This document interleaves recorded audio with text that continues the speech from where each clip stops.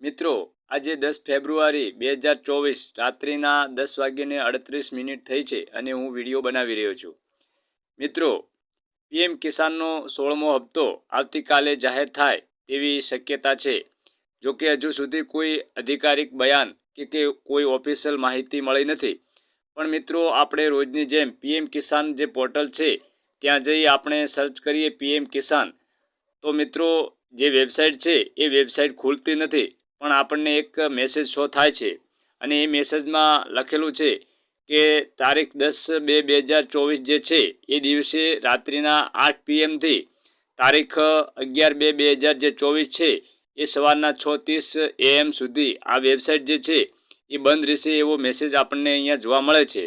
અને અહીંયા આ પોર્ટલ પર કંઈક મેન્ટેનન્સ એટલે કે કંઈક કામગીરી ચાલી રહી હોય એવું આપણને અહીંયા મેસેજ શો થાય છે. તો મિત્રો,